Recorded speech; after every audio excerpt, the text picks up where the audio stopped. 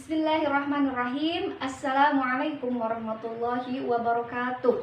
Alhamdulillahirabbil alamin wa bihi nasta'inu ala umuri dunya waddin wassalatu wassalamu ala asrofil anbiya'i wal mursalin wa ala alihi washabbihi ajmain, amma ba'd.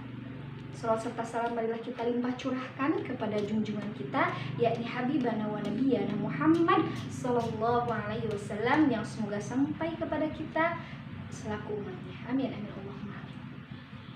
Wah, selamat pagi anak-anak. Bagaimana kabarnya hari ini? Semoga kita semua selalu dalam keadaan sehat walafiat.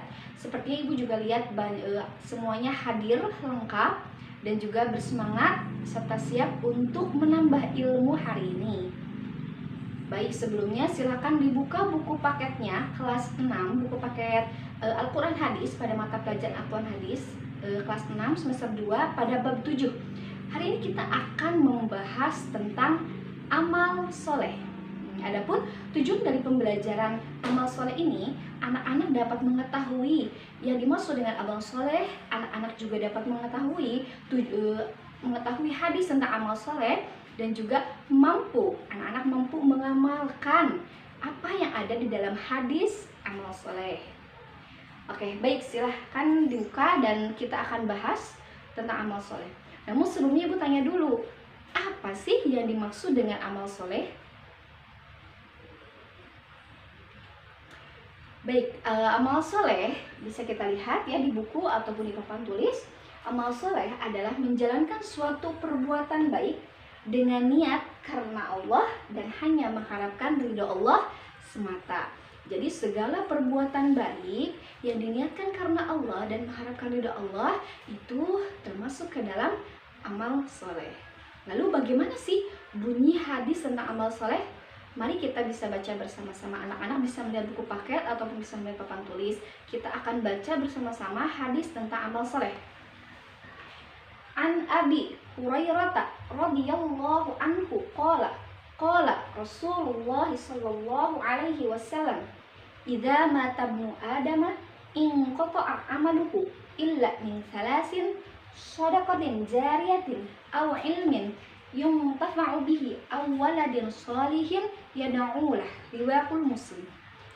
Yang artinya dari Abu Hurairah radhiyallahu anhu, ia berkata, Rasulullah Shallallahu alaihi wasallam bersabda, apabila anak Adam atau manusia telah meninggal dunia, terputuslah amalnya kecuali 3 perkara, yaitu shadaqatin jariyatin, sedekah jariah, lalu aw ilmin yuntafa'u bihi, ilmu yang bermanfaat, dan yang ketiga aw waladin shalihin yad'u lah, anak yang mendoakan kedua orang tuanya. Hadis riwayat Muslim. Nah, tadi kita sudah mengetahui nih arti dari amal soleh. Yang kedua, kita juga sudah mengetahui hadis dan juga terjemahan dari dari hadis tentang amal soleh. Nah, lalu hadis ini memiliki kandungannya atau terdapat isi kandungan dari hadis. Nah, namun Ibu akan jelaskan terlebih dahulu. Jadi, dalam kehidupan di dunia ini kita tidaklah kekal. Kita pasti akan menghadapi yang namanya kematian. Nah, dimana ketika Allah memberikan kita kesempatan hidup sampai detik ini, berarti itu adalah kesempatan kita untuk apa? Melakukan atau beramal sebanyak-banyaknya. Lalu amal itu untuk apa?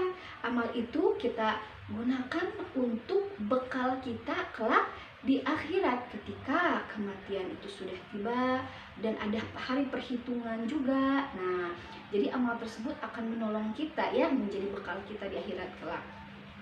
Nah, sesuai dengan hadis yang sudah kita baca tadi anak-anak, bahwasannya Rasulullah ini menyampaikan bahwa bagi manusia itu akan terputus semua amalnya, namun kecuali 3 perkara, yaitu tadi shadaqatin jariyah, sedekah jariah.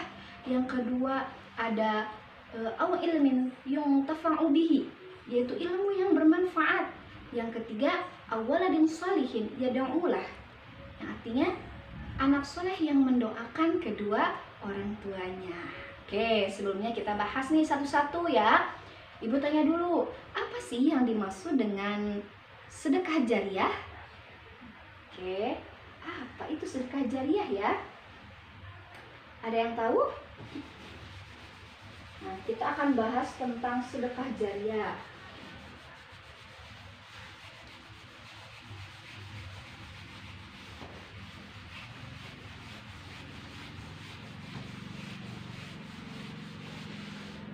Sedekah jariah. Oke.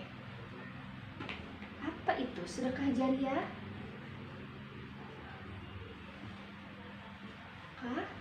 Jariah. Jadi kan ini salah satu perkara ya yang tidak akan terputus ketika kita meninggal kelak. Nah, jadi sedekah jariah ini adalah suatu harta atau benda yang kita punya yang digunakan untuk kepentingan umum dan digunakan secara terus-menerus dengan mengharapkan ridho Allah semata, ikhlas karena Allah dalam memberikannya.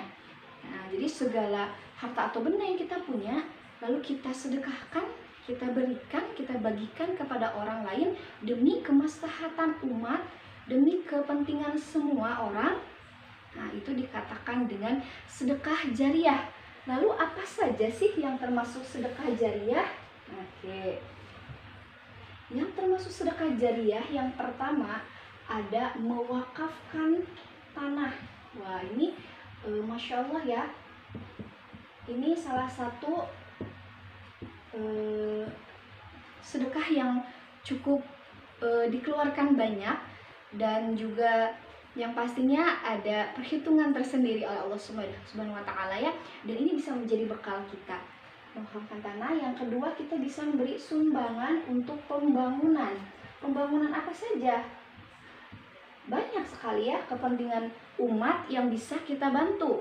Salah satunya melalui sumbangan. Saya sumbangan untuk pembangunan masjid, lalu sekolah, musola, pesantren, ya banyak sekali yang bisa menjadikan harta benda yang kita miliki ini bisa bernilai manfaat bagi orang lain dan bisa menjadikan kita bekal untuk di akhirat kelak. Oke, selanjutnya ada lagi tidak yang lebih mudah, Bu, yang bisa kita lakukan? Nah, ada juga yang bisa kita lakukan. Kalau misalnya ini terlalu jauh, mewakafkan tanah mau terlalu jauh, lalu sumbangan untuk masjid, sekolah, pesantren juga terlalu jauh, kita juga bisa menolong orang-orang di sekitar kita. Baik misalnya itu orang tua kita, ataupun tetangga-tetangga kita atau sanak saudara di keluarga kita yang membutuhkan, ataupun yang salah satu orang tuanya atau salah satu keluarga itu yang sudah meninggal, kita bisa menolongnya misalnya dengan bahan pangan, beras dan lainnya, ataupun juga kita punya pakaian yang layak untuk dipakai, kita bisa juga berikan, atau juga bisa kita berikan berupa materi yaitu uang. Nah, itu juga salah satu yang termasuk ke dalam sedekah jariah. Nah, lalu yang kedua tadi apa ya? Au ilmin yuntafa'u. Nah, ilmin yuntafa'u ini artinya ilmu yang bermanfaat. Lalu apa sih yang dimaksud dengan ilmu yang bermanfaat? Nah, jadi ilmu yang bermanfaat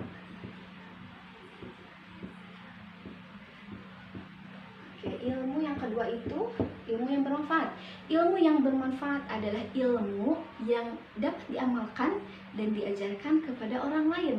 Jadi ternilailah kebermanfaatan ilmu yang kita punya, kita miliki, kita sudah dapat misalnya dari jenjang sekolah ataupun dari media lainnya yang kita dapat, lalu kita bagikan kepada orang lain. Nah, itulah yang dinamakan dengan ilmu yang bermanfaat. Tapi tetap ilmu yang bermanfaat di sini adalah ilmu yang benar-benar sudah jelas kesohihannya, jelas adanya, sesuai, tidak mengada-ngada ya. Karena itulah yang bisa dikatakan dengan ilmu yang bermanfaat. Setidaknya kita juga bisa mengamalkan one day one juz katanya ya, atau one day one ayat, paling ini ya yang paling ringan. Setidaknya ketika kita mempunyai ilmu sedikit, kita bisa mengamalkannya. Nah, tapi ingat syaratnya ilmu itu harus jelas. Oke, yang ketiga ada apa tadi? Awaladin sholihin yad'ulah. Yang ketiga ada anak soleh yang mendoakan kedua orang tuanya, yang mendoakan orang tuanya.